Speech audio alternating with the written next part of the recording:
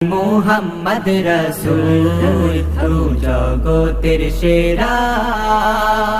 মিঠা ছিল আমার নবী পাকের জবান, মধু ঝরে যেত পড়লে আয়াত কোরআন, মধু ঝরে যেত পড়লে আয়াত কোরআন।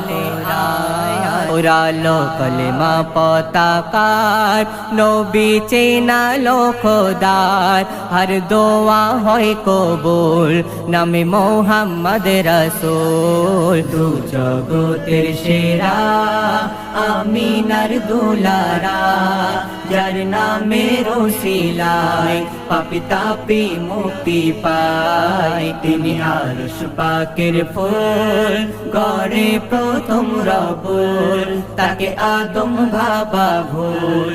তিনি